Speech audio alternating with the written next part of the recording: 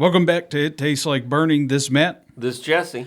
Since I always forget at the beginning, I'm going to mention it right now. If you ever want to reach out to us, catch us at our email at ittasteslikeburningcast@gmail.com. You can also look for our Reddit subpage.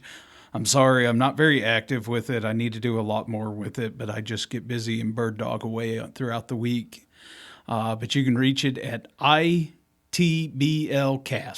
and that's the subreddit. Yeah, our Twitter's ITLBcast. Yeah. We've had a handful of questions roll in. We appreciate everyone that's asked. And here we are, new year, and we're getting close to a year in the podcast, actually. I think we've got 10 months in now. Yeah, we started in March. Something like that. And it's kind of weird at how it's growing and developing.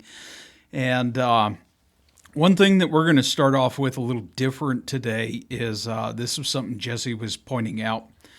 And I think it's a pretty interesting topic. It's terrible to talk about, but I think it's something that a lot of, particularly young men and women, don't really pay attention to, or there's just not enough awareness to it. And he had pointed out on the IAFF site that the firefighter occupational cancer is the leading cause of line of duty deaths in the fire service now. And the total of 2021 deaths, 348 out of 469 were union members that had died from occupational cancer. For those doing the mental math, that's 75%. Yeah. And as we were talking about it, Jesse's the one that had mentioned that it is the IAFF. So that's not going to include volunteers, and that's going to not include other non-union or different associating union numbers. Right. That's just the biggest union, but yeah, so that's not near the biggest percentage of firefighters in the country. That's right. A small percentage relative to the number of firefighters. I mean, if you just do the math on just their numbers here, doing 25% to 75%, that'd be 1,200 volunteers, just off a numbers to numbers comparison. Yeah. And as we were sitting here, I said, I've actually have a couple of hills to die on this. It's not an argument. They're just statements. And it's not about cancer awareness. I think cancer awareness is a truly legitimate, absolutely very serious thing. My question is, of the 348 deaths, how many of them were common cancers? Lymph node cancer, brain cancer, lung cancer. What were they? What were the subcategories of the cancers? Yeah. Well, and for them to be considered occupational cancer versus non-occupational cancer, I think at some point somebody did some weeding out of some stuff into that number, but there's certainly a higher percentage of stuff. So like just things that I know that I've read or seen, the increase in the throat cancers, and that's kind of loosely linked to Nomex hoods. And then the percentage of women firefighters that have breast cancer is just absolutely astronomical. It's through the roof. Prostate, colon, just higher percentages than the general population in the firefighter community. And I think that everybody can point to a lot of different things and say that this is what's causing it and this is what's causing it. But I think it's still in the air. Like, I don't think there's things that we know are bad that we're not supposed to be licking on, right? Right. But to say that it's this one thing or it's that one thing, I don't think there's enough information out there really for it. Truly not having a damn clue what I'm talking about. I look at it as one, exposure factor, and two, a repeating exposure factor.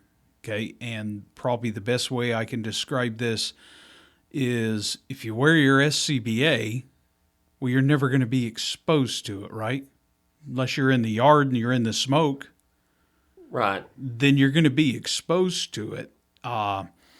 So, I mean, I'm not saying stand in the yard the SCBA, but I'm also not telling you that park the rehab truck downwind and have it in the smoke cloud coming off the building. I think there's some really basic things we can do just from physically exposing at least the respiratory system and contact that manner to limit our exposure. But I truly believe this, not knowing what I'm talking about. I have a bone to pick with the clean cab concept. Okay, I get it. You're not wanting to keep the carcinogens in the cab with the firefighters, but then they're on scene 12 hours and they continue to wear the same gear for 12 hours straight. That's a direct contact. That's not just in the vicinity of the gear that would be in the cab for the 5 to 20 minutes. It's literally wearing direct skin contact exposure to their gear. To me, it's an oxymoron. It makes no sense. Well, and I guess that depends on because there's a lot of theories out there, but if you're in the gear and you're on the other side of the moisture vapor barrier, that's one thing, and all that stuff's on the other side of that barrier. Your gloves aren't. But your gloves aren't. Your hood not, isn't. You know. And you get wet, you sweat, particulates gather in the hood and the gloves, and you have. And what's one of the more, almost said visceral, vascular parts of the body? It's your hands and neck. Yeah, head. Yeah, I mean, you can't. Do you have direct feeding? Obviously through penetration of the skin barrier and into the bloodstream, goes everywhere from there. I think there's a little bit of a hill to die on here, that you're worried about sitting in the same compartment with your gear. I'm not saying again, I'm arguing with the engineers and scientists that say that you don't put your gear there in the same compartment you're riding in, but you're going to be wearing it for, again, that theoretical ultra long exposure. And I can see some validity to post call. Throw your jacket in a compartment and don't throw it in the floor of the cab. I can see some of that. I actually won't argue with that. And, a lot of departments, and I know we typically talk about volunteer, but you're starting to see a handful of volunteer departments looking at like the 2 sets of gear thing. I realize that a lot aren't, and I truly understand the biblical cost associated with something like that. And we'll bird dog for half a second. Do you really think that the cities and true city fire departments actually care about their personnel that much, or that they're just doing everything they can to lower their ultimate insurance costs? To not get sued. Yeah, that's what that's about. It has nothing to do with about the care to the individual. It has to do they're trying to lower their insurance premiums. Yeah. Well, and back to maybe you don't put it in the cab. Maybe you wash it off on seat. You've got to. There's a commonality of that crap's on the gear, right? Or the gear itself is the problem. That may be part of it too. We don't know. I've read that study. That's another interesting one to have a debate about. Yeah, the PFAS or whatever it's called. I'm not a chemist, so I'm not super awesome at that. But there's some validity to those things, and some of the things that we should be doing are pretty much just common sense stuff, right? Right. Like actually wash and clean your gear once a decade. That's probably common sense stuff. Yeah, that drives me nuts. That I know you have a bone to pick on that particularly, so yeah. I'll just dive off into that. Go ahead. Well, you've got, and it's what I see as the young guys. They've got this I've got to be salty mentality, but they don't even have a gray hair yet, so I don't know how they can be salt and pepper or anything else. Like, I think you've got to have the gray hair before you can be salty. And they just don't clean their gear. It's like this badge of honor to have this disgustingly nasty gear, and I personally just don't want it around me. Number one, because I don't want to smell like that all day. Like if we go to a call and in the middle of the day and I've still got business to attend to or something like that, I don't necessarily want to smell like a structure fire. My gear's clean and I did my job to make sure my stuff was good. I don't want to smell like they smell. And that for me is enough reason to not do it, aside from the potential cancer risks or anything else. But I heard a story this week of some young guys from a department not far from here that they were signed up to go to some training, some outside training, and they wanted to make sure that they looked salty. So they took their gear and used some charcoal lighter and some barbecue pits, and they artificially damaged their gear to make it look like they did something because they didn't want to look like they hadn't done anything. These weren't our people, These right? were not our people. No. Were they in neighboring departments? Yes, neighboring counties. Counties? Yeah. Not our Not county? our county. Okay. Right. Yeah, no, I literally flipped my crap. Their chief? Oh, yeah. No? Yeah. Oh, yeah. Okay. Oh, yeah. Yeah, no, they got dismissed from Okay. further duty off of Good. this deal. Yeah, because it's literally thousands of dollars that you just compromised and basically destroyed for no reason other than I want to look cool. Well, if you want to look cool, do something. And then your gear will look like you've done something. Yeah, smoke a cigarette and get a tattoo. Yeah, or go work. Grab a tool and go work. And then your gear will look like you did something. And there's no way around it. No matter how much you wash it, it'll still look like you did something because you did something. And yeah, you hadn't heard that story evidently. No, Yeah. God. There's many, many words that I'm capable of using right now that I want to describe.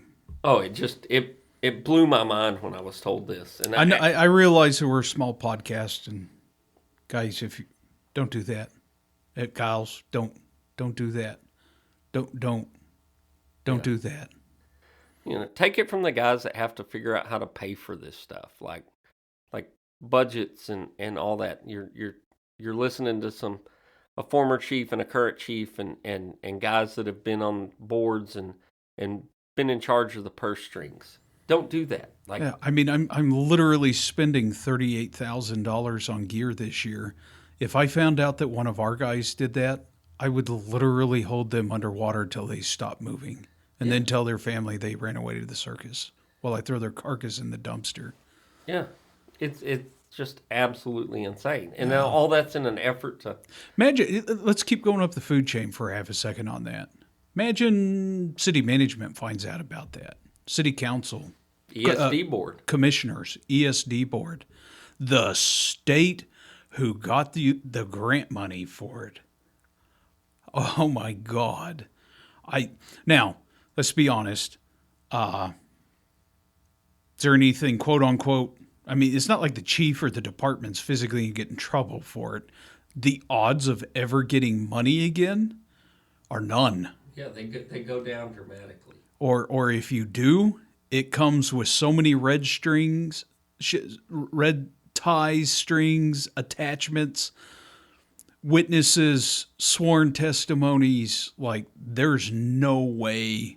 Yeah, your host. It would be sheer hell. Yeah, don't do that ever. Where was that little voice?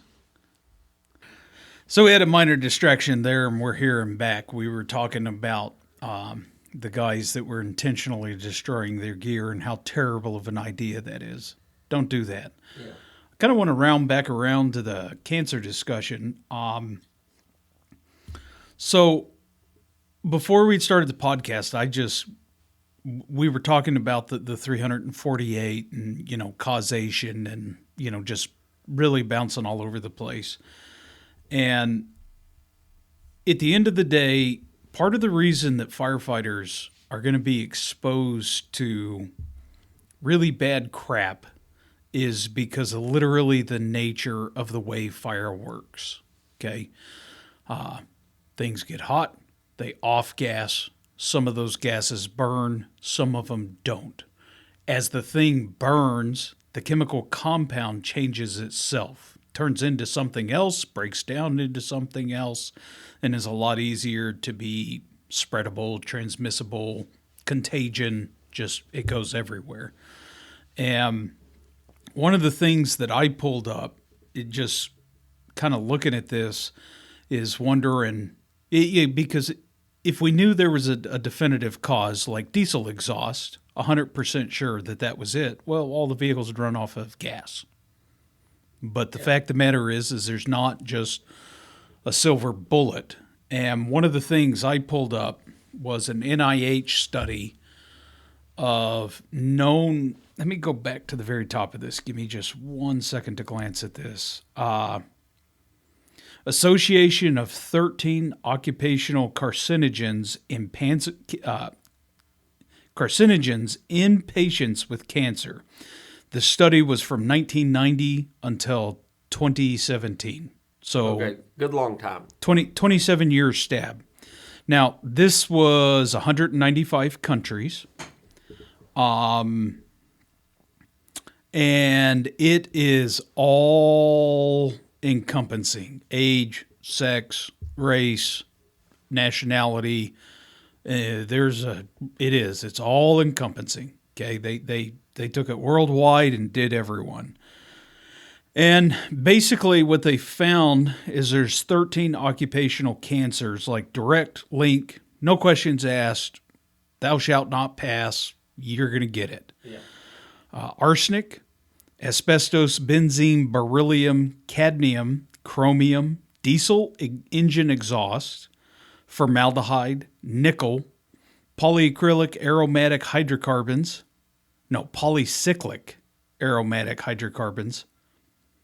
Yeah, I don't know on that one. Silica, sulfuric acid, and trichloroethylene.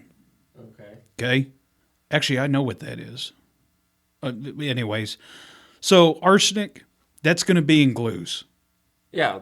So I'm going to take the firefighter stab at this real quick. So there's 13 things here. Where would we see them?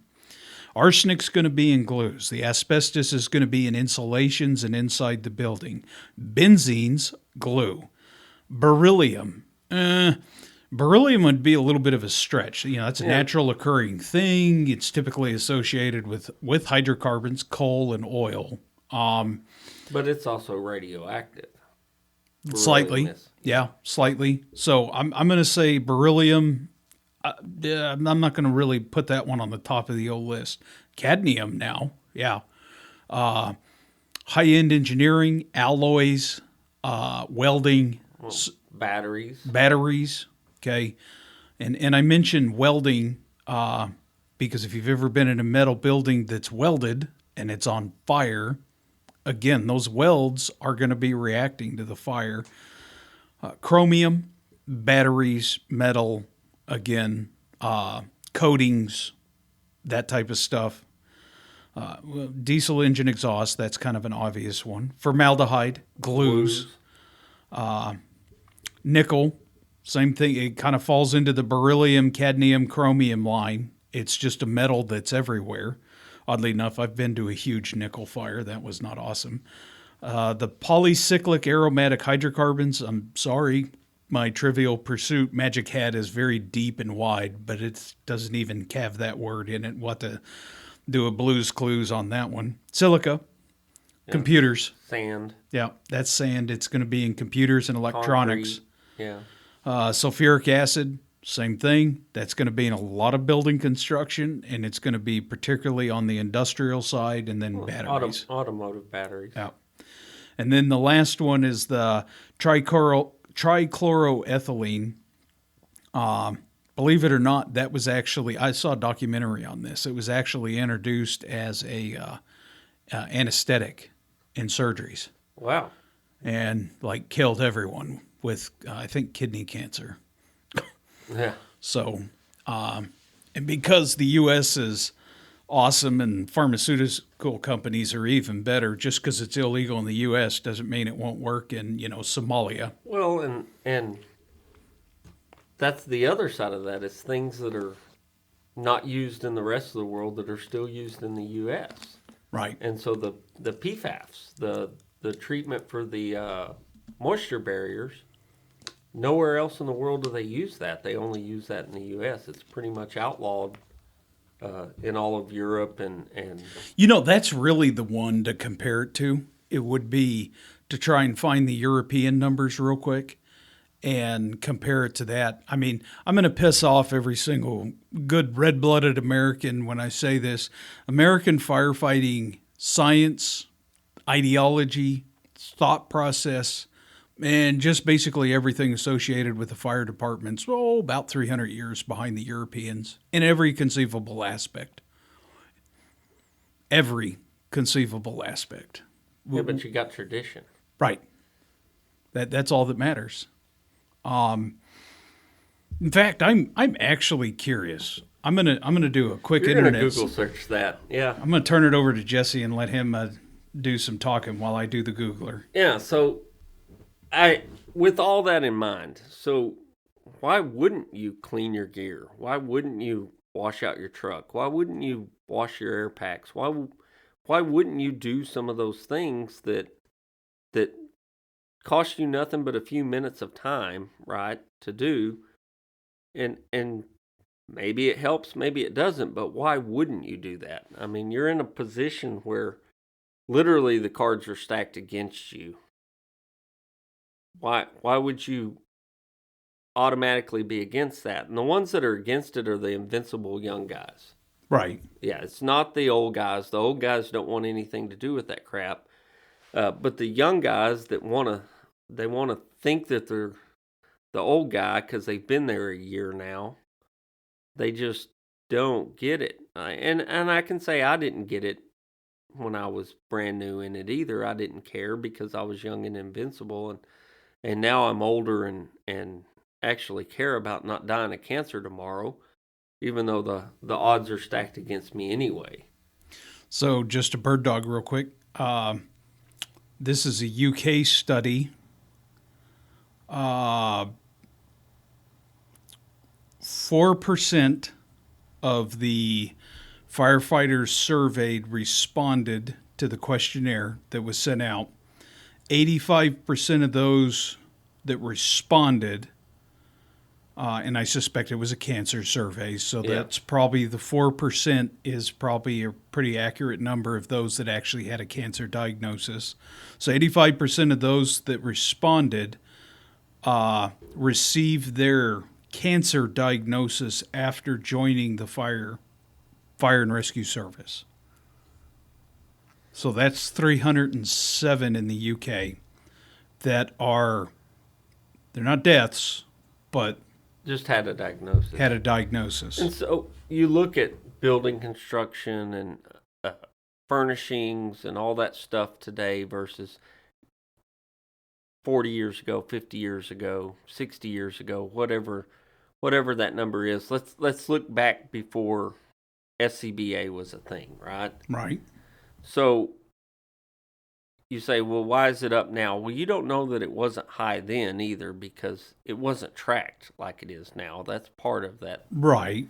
That's part of that. But also, there's a good chance that all the plastics and glues and nothing in our homes anymore is natural materials, right? So, used to you had carpet was wool, walls were wood or gypsum or stone or some other natural material. Now you've got all kinds of vinyls and plastics and just nylons, everything in the world that you can think of that's made from a chemical process is what everything in your house is made out of. I mean, when I was a kid growing up, our TV set was wood, right? Mm-hmm. I remember that. I had one. Yeah, wooden console TV. That was what your TV was. So the TV wasn't even plastic. And today you couldn't. You might have to shop for a while to find actual wood chair. Here's another one for Scotland. 2000 to 2020, 285 current or retired Scottish firefighters aged 30 to 74 had a direct death of and tie to cancer. So that's 10 a year in Scotland. Right, which is a far less populous. Right. I mean, the whole country of Scotland has the population less than a major U.S. city. Yeah, I agree with you with what you're talking about. I truly think the connection in cancer is to me it's going to go back to the hydrocarbons. And always when we do a fire behavior class, I always tell people point to something in the room. I will give you $100 if you can point to one thing in the room that does not have hydrocarbon in it, on it, or involved directly with it sitting here, and you can't. No. The hydrocarbons are 100%. And then this gets me to bail off into what legacy materials are and the difference between the structure fires our grandfathers and great-grandfathers fought versus the fires that we fight today, and then kick off into fire behavior. Yeah, the only shot you got is if there's a window and it's the actual glass. Right. But all the windows have coatings now. Yeah, or vinyl frames or, right. Some other component like that. But the actual glass itself is literally the only thing that might be a natural material. And then when you start looking at like the different types of, so everything that is plastic, because that's what a hydrocarbon is, it's just plastic. Right. And the different types of plastics there are out there. We'll just hammer a few real quick. So the table in front of us, it's got a plastic covering on top of it. Our computer cords, that's a soft plastic that bends real easy. We're sitting in a chair. It's got pleather and then stiff hard plastic. That's all different types of materials and different compounds and different mixtures and different ratios.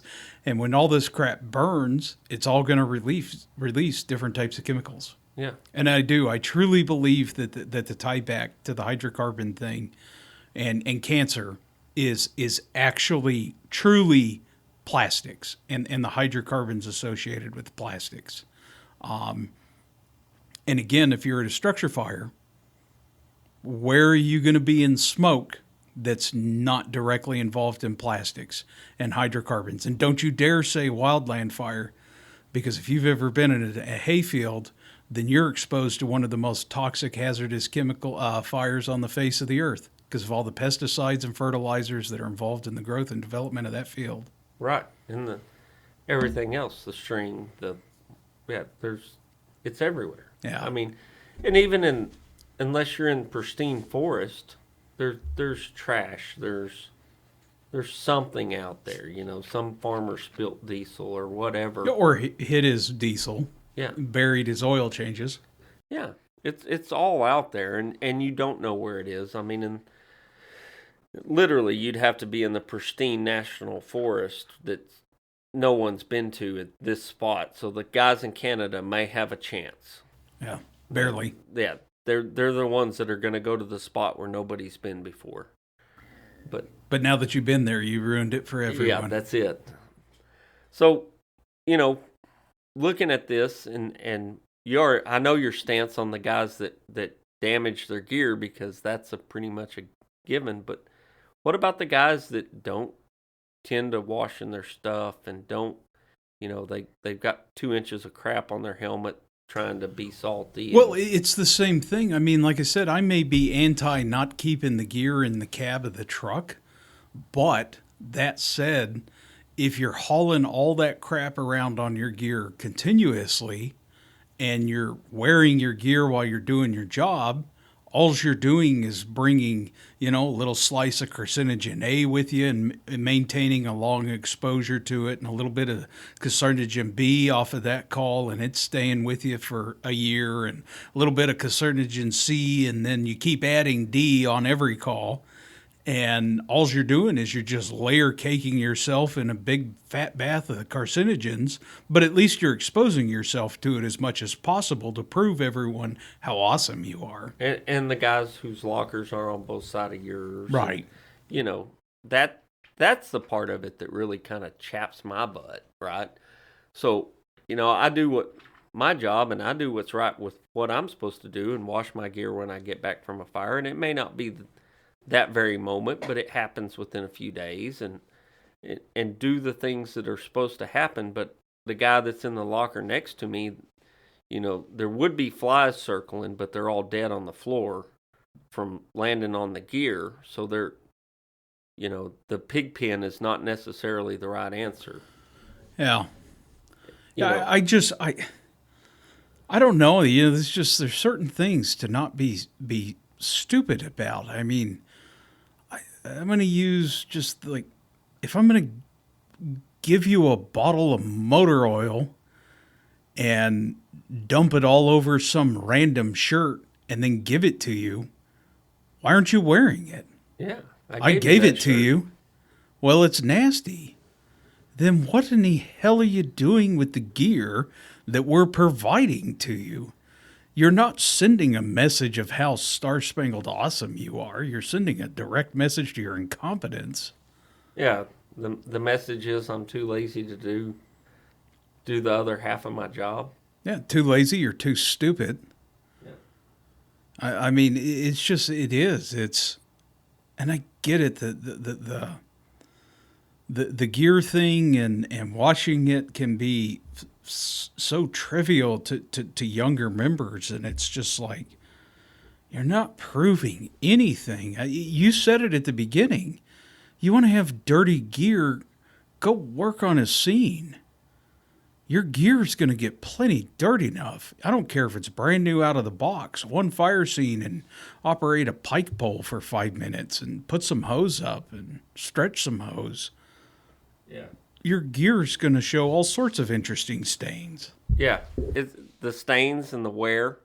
So if I was going to make a gander at somebody's gear to determine how much I thought they did, I would look to see if, hey, is there wear marks under the arms? Are there wear marks on the shoulders where the air pack straps rode? That's the telltale signs that you did something. Yeah, the physical wear and tear, the stupid reflective striping that's typically on the I'll call it the waist of the jacket. Yeah. Is it got a little spot rubbed in the bottom of the stripe down their back where the air pack typically rides. I take it from a guy that in the early 2000s, if I was pushing it, I could get 2 years out of a set of gear. And that was pushing it because I literally wore it out. Wore the knees out of it, wore the elbows out of it, wore the crotch out of it. Like, I wore it out. It was no longer usable because I wore it out. Yeah. And that's, you want to get salty, that's how you get salty. Yeah, it's sure as hell not lighting your gear on fire. Yeah. Seriously, that happened. I've walked the bottom off of bunker boots. You know how much walking you have to do to walk the bottom off of bunker boots? I have to admit, I'm too big of a diva for that to happen. Yeah. If I remotely noticed something like that was happening, I'd throw boots at the previous chief. Yeah. And be like, I want new ones. Yeah. Walk the bottom off of bunker boots. That's doing something. I made a lot of calls. I spent a lot of time in that gear. I did a lot. And that's what made me who I am. And that's what, I guess, quote unquote, made me salty. I don't know if I'm salty or not. I mean, my hair's salty, but I like to refer to it as chrome. Chrome. It makes you go faster. On a unrelated note, we're here at a brand new podcast studio, Seal Club One. Yeah. And I think you turned the heater on because it's... It did come on a while ago. It's set at like 66, but it's pretty sure way that's warmer not than that in 66. You might check the broiler setting on that. Yeah, we're closed up in this room, so it's not getting out. We're going to try a little bit of a different delivery method on this. I think we're going to try just a couple of episodes, a little bit on the shorter side, just to kind of see what the metrics look like on that. Boy, if anyone has any thoughts, concerns, contributions to the gear discussion and even the diesel exhaust discussion and, clean cab clean storage, dual sets of gear, boy, reach out to us. I'd love to actually hear just kind of some different opinions and justifications on what you're really looking for and why. You know, I'm open to it if you can make a good argument at why we need to keep the gear out of the cab. I mean, my argument is I don't want to smell it because it stinks because they don't wash it, and the seat is way more comfortable without an air pack in it. That's enough argument for me. Now, I have heard one argument where they said that they didn't want, you know, kind of like why you have to have your fire extinguishers locked down. In the event that you have an accident, you don't want a whole bunch of crap flying around. That makes sense. I will buy that argument. That's actually a decent enough argument for me to buy that. Yeah, yeah, I'll buy that one. Uh, I had a thought and it left me. It's probably because your brain's being cooked right now. Yeah, from the heater. Yeah.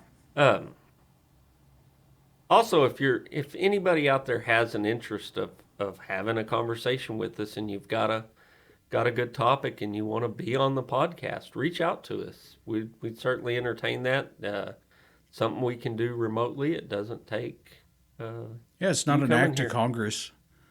Yeah, and if you have, and it doesn't have to be on this topic, anything. You know, you have a department that's kicking tail and taking names, or vice versa. You have a great department, but you're struggling in one spot and you just want to cuss and discuss. Boy, reach out because you give us a specific thing. I've got a lot of resources. Even if I can't sit here and lie to you about it, I can go grab about 10 other people that have a pretty wide range of experience that I'd be more than willing to throw at it. Absolutely. Well, you want to wrap this package up? I think I'm ready. Again, if you have any questions, concerns, comments, thoughts, interjections, inquisitions, queries, or statements, by all means, reach out to us at ittasteslikeburningcast@gmail.com. And don't forget to take a poke at us on Twitter at ITBLcast. ITLB. ITLB. I think I'm getting that messed up with a sandwich. Yeah.